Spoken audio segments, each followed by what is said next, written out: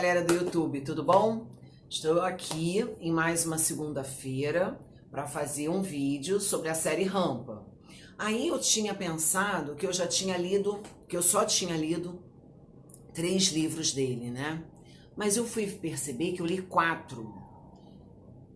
4,5, porque Você é Eternidade, ele não é um livro como a maioria dos livros do Rampa, que ele vai contando a vida dele, é como se fosse um curso. Então eu tô ali na metade do Você é Eternidade e eu tô lendo agora, cadê ele? Eu deixei ele aqui. Ai. Eu tô lendo esse aqui, Minha Vida com Lama, Minha Vida com o Lama, que é a história da Fifi, mas esse aqui eu vou contar pra vocês depois. Então, assim, eu tinha falado que eu ia fazer 3 segundas-feiras com Rampa, porque eu pensei que eu tinha lido 3 livros, mas então eu vou fazer 4, porque, ou 5, né, se eu conseguir terminar ali o livro da Fifi. Porque eu li 4 e eu tô ali já na metade desse, então talvez eu continue seguindo enquanto eu ainda estiver lendo, certo? E aí nessa quarta-feira eu vou fazer uma coisa diferente, não vou falar de um livro específico, vou falar de alguns, e na sexta, conforme prometido, o conto, né? O dia do conto, aí vai ter essa sexta e mais a outra, depois a gente começa com poesia. Ok, bom, esse aqui, pra mim, sim, é difícil falar isso, porque todo livro do Rampa que eu termino, falar esse aqui foi o melhor, esse aqui foi o melhor. Mas ele tá na categoria dos melhores, que é Entre os Monges do Tibete, esse aqui. Ele foi publicado, esse aqui, o meu é a 4ª edição, até aqui, não sei se dá pra vocês conseguirem ver. É a 4ª edição, foi publicado pela Record em 1960 pela primeira vez. Acabei de tirar a folha de trás, vou ter que colar. E é um livro, gente, danado. Por quê? Porque ao mesmo tempo que ele vem contando a história, né, ele vem falando do que aconteceu com o Rampa acabou em Detroit, né, nos Estados Unidos, vivendo uma vida bem miserável, bem difícil, né? Ele tinha passado por 2 guerras, ele foi prisioneiro dos japoneses, foi prisioneiro dos chineses, naquele segundo livro que eu mostrei para vocês, O Médico de Lhasa. Então, assim, ele tinha tido uma vida muito dura. Ao mesmo tempo que ele vem contando as agruras da vida dele, porque a vida dele não é fácil, ele vem trazendo muitos conceitos fundamentais para quem deseja despertar para essa vida real, né? Essa vida sem ilusão, essa vida do espírito, essa vida de transcendência, né? Da gente transcender a matéria e visualizar a partir dos olhos do espírito. Então eu fiquei hoje aqui fazendo uma seleção de coisas, até amassei minha folha aqui, uma seleção de coisas para falar para vocês, assim, uns tópicos para eu não esquecer. Bom, então eu falei para vocês que ele sofreu um desgaste tremendo, né, em função dos castigos físicos pelos passou, tanto por chineses quanto japoneses. Ele chega num ponto em que ele já está distante do Tibete há muito tempo, ele não tem noção das coisas que aconteceram lá, e aí os monges mais antigos o chamam telepaticamente e dizem para ele que será importante que ele escreva esse livro aqui. E ele já está muito desgastado, ele está cansado, ele vem sendo perseguido desde a Terceira Visão por jornalistas, por repórteres, por pessoas do mundo acadêmico, chamando ele de mentiroso, dizendo que o que ele escreve é besteira e tal, parará. Então ele já está desgastado, ele confessa que ele não tem vontade de escrever mais.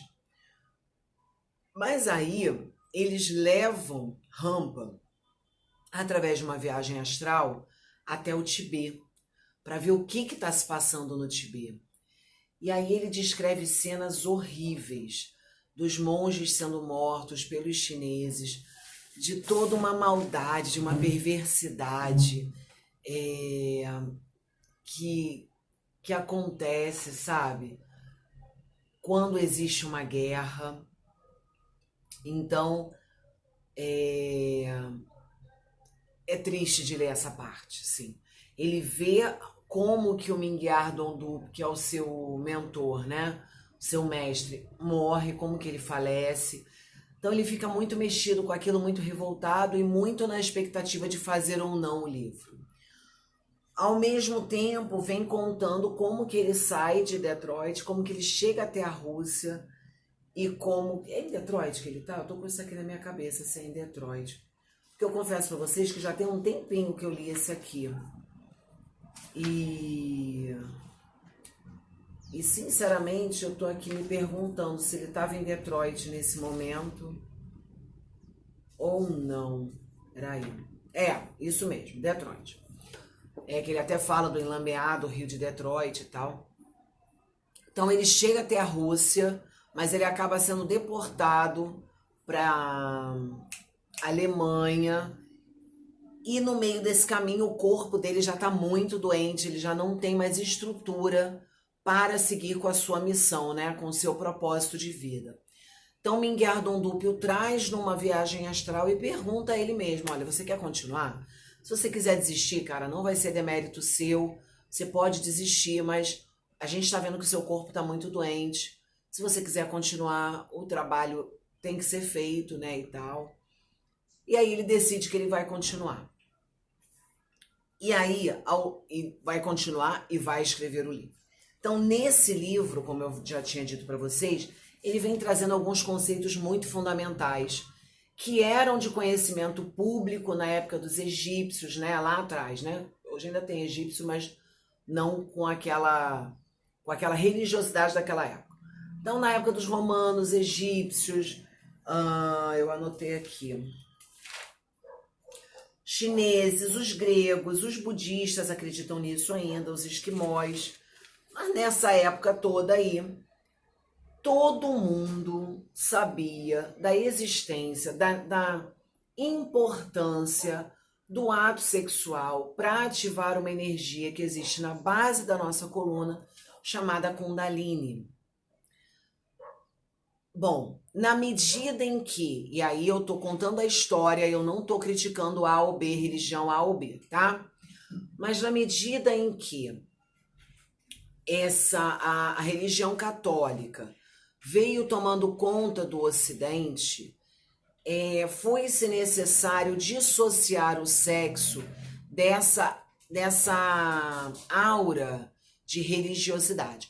Porque se a gente for investigar os celtas, os pagãos, todos aqueles que trabalhavam com a energia da natureza, com a energia do corpo humano, nos seus rituais, nas suas cerimônias ritualísticas, o sexo era considerado um instrumento capaz de ativar uma energia muito potente que nos ajudava tanto no despertar dessa terceira visão quanto no despertar da aura. Eu estou falando de sexo, eu não estou falando de promiscuidade, tá?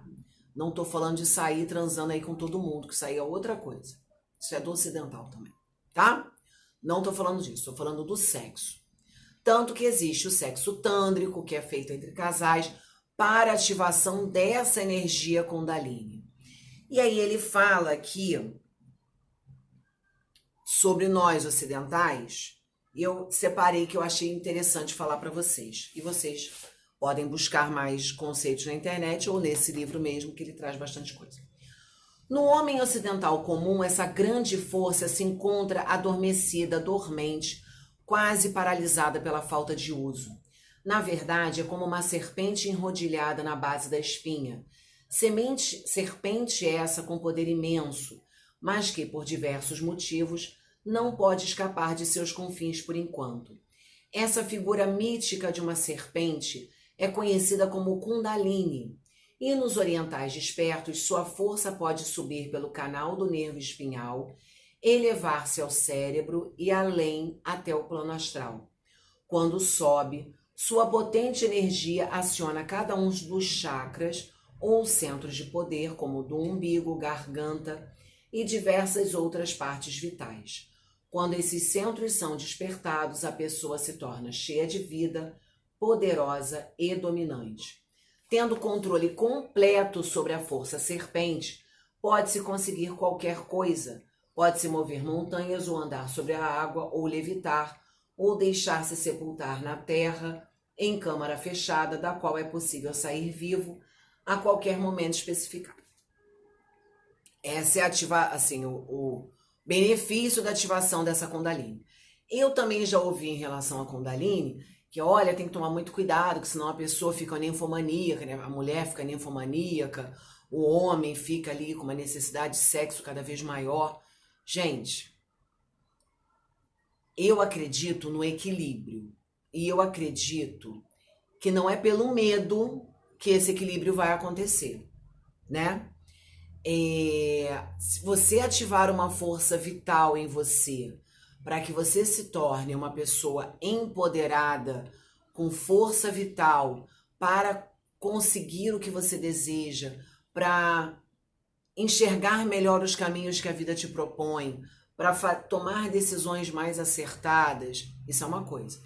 Outra coisa é você encarar essa potência, essa força apenas como uma energia sexual, e aí, não sei se eu me fiz entender, mas eu acredito na força do equilíbrio. Eu acredito na força do equilíbrio. Então, você ativar as forças dentro de você que vão reordenar, realinhar os seus chakras para que você, sim, fique forte, humilde ainda, saudável para tomar suas decisões com a melhor tranquilidade, maior transparência, maior equilíbrio possível. Por isso eu acredito que a gente deva ativar essas forças dentro da gente. Se causar desequilíbrio é porque a gente já estava desequilibrado antes. Minha opinião, tá? Bom, falei da Kundalini. Aí ele conta uma história a respeito de Eva e Adão lá no Jardim do Éden, e ele apresenta que, na verdade, a serpente trazida pela Bíblia seria a ativação dessa Kundalini, que de uma certa maneira eles ativaram essa energia e um passou a ver a aura do outro e saber as intenções um do outro, e que por isso, para que se houvesse um domínio da sociedade, o sexo passou a ser algo a ser reprimido, a ser fechado em 4 paredes, com uma série de normas e restrições, colocado apenas para a procriação, porque óbvio, né? Se eu quero te dominar, você não pode ser forte, você não pode ter domínio pleno das suas faculdades energéticas e espirituais, porque aí você não permitiria o meu domínio. Então, a partir disso, o sexo é tornado proibido, é tornado pecado original, todos nascem sob o pecado original, tem de pecado coisa nenhuma, tá? Na minha concepção, tá, gente? Pecado coisa nenhuma. Na verdade, é uma força vital necessária e poderosa para que você esteja sempre forte, tanto espiritualmente quanto fisicamente. Show? Continuemos. Eu vou ler isso aqui também da Kundalini só para fechar. E aí eu falo mais rapidinho dos outros, tá? Ó, os antigos sacerdotes sabiam que sob certas condições a aura podia ser vista. Sabiam que o Kundalini podia ser despertado pelo sexo, porque Kundalini também pode ser despertado de outras formas. Por isso é que no passado os sacerdotes ensinavam que o sexo era pecaminoso, a raiz de todos os males, e por ter Eva tentado Adão, o sexo se tornara a ruína do mundo.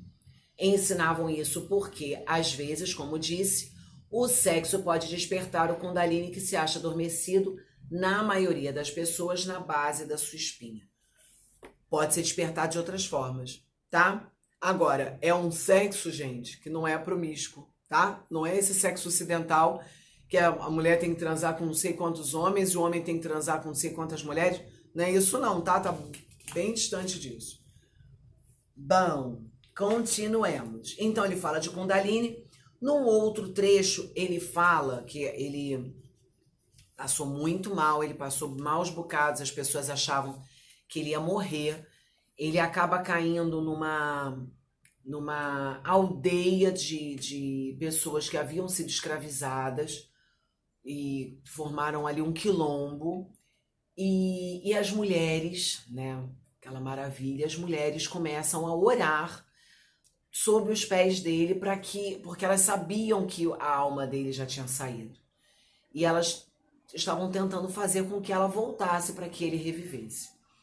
Vou ler aqui porque eu achei bem interessante. Quando nós oramos, oramos para nós mesmos, para o nosso outro eu, nosso eu maior. Se soubermos orar corretamente, mandaremos essas orações pelo cordão de prata, porque a linha telefônica que utilizamos é um instrumento muito imperfeito, na verdade, e nós temos que repetir o que dizemos para termos a certeza de que a mensagem chega a seu destino. Aí ele fica ensinando a orar da forma dele. Assim, quando oramos, devemos fazê-lo do modo como falaríamos numa chamada interurbana com absoluta clareza e pensar realmente no que estamos dizendo. O defeito, devo esclarecer, está aqui conosco, neste mundo, no corpo imperfeito que temos nele e não em nosso guardião. Orem em linguagem simples, fazendo com que os pedidos sejam sempre positivos e nunca negativos.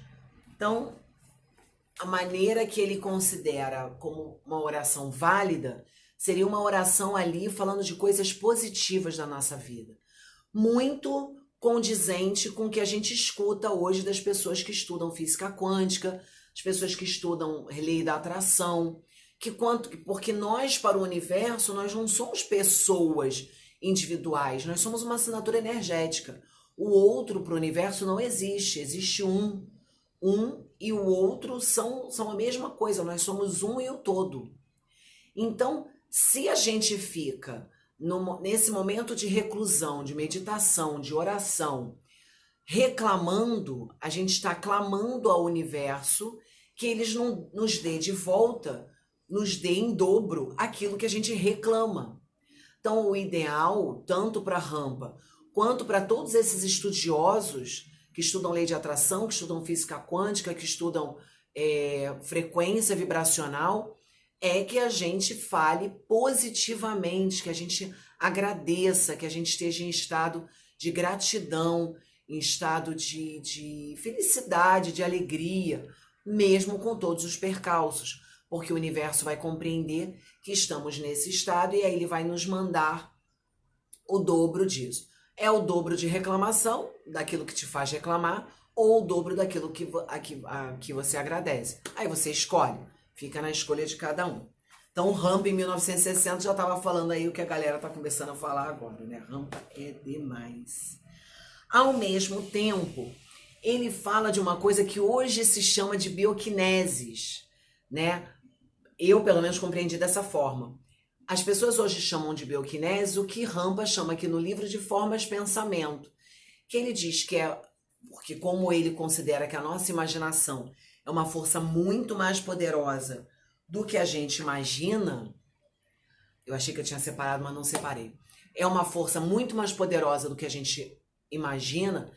Ele nos coloca que quando nós estamos doentes, é muito saudável, é muito salutar que a gente, ou um amigo nosso esteja doente, que a gente imagine que esse amigo ou que nós estamos diante, né, somos nós que estamos diante de um espelho.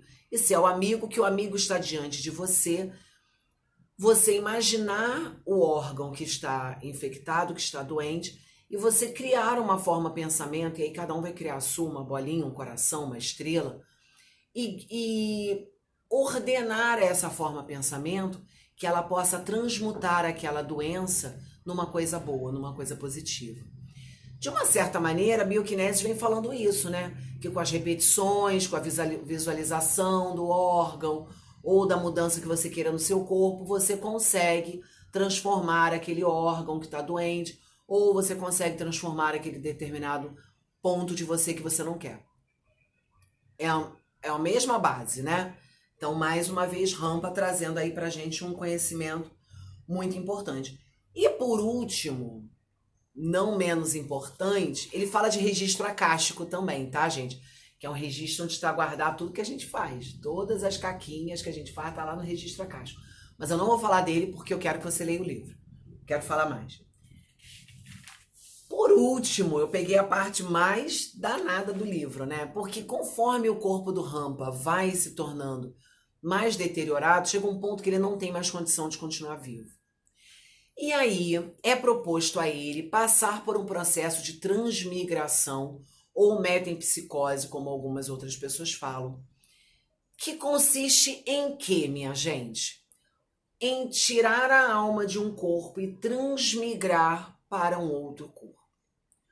Aí você vai falar assim, mas isso é maluquice, isso é loucura. Bom, para quem acredita em reencarnação não é loucura, né? Porque não tem diferença. O teu espírito animar um corpo de um feto ou de um bebê recém-nascido, que aí cada um acredita que anima num determinado ponto, ou animar um corpo cujo dono ali, o espírito responsável por aquele corpo, desistiu de viver.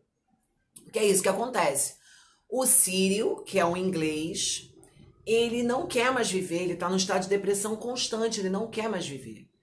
E ele faz o acordo de sair do corpo dele e né, ele desencarna, o espírito liberta o corpo e a alma, né, o espírito de Lobo Sangue Rampa, vai para aquele corpo, para animar aquele corpo.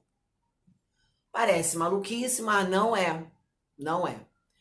Não é porque, conforme eu disse anteriormente, até deu uma gaguejada, conforme eu disse anteriormente, se a gente acredita na reencarnação, não há por que a gente não acreditar em transmigração. A diferença é que acontece ali ao longo da vida e tem que ter a anuência de ambos espíritos que estão ali animando ambos corpos. Certo? Esse conceito de transmigração, ele é aceito por budistas, por esquimós, por egípcios antigos, os gregos, os romanos, isso era quase uma unanimidade. Só que os budistas, eles falam que é uma das formas de reencarnação. E de fato, e é por isso que o budista tem como uma das suas bases, uma das suas premissas, a gente tratar bem, tratar como pessoa todo e qualquer ser vivo deste planeta. Porque eles acreditam que numa encarnação futura, você pode vir a animar o corpo de um desses animais ou de um vegetal, conforme a necessidade que você tenha. Já a doutrina espírita, ela não acredita na metempsicose e na transmigração, por quê? Porque ela considera que o ser humano é um ser mais evoluído espiritualmente que os animais. Então, estaria ali num processo de evolução superior aos animais. O que eu discordo, porque eu acredito que tenham animais que têm uma percepção, um amor incondicional, uma capacidade de amar incondicionalmente que o ser humano ainda não tem. Então eu aqui na minha vã, né, reflexão, eu discordo disso, tá? Mas aí sou eu.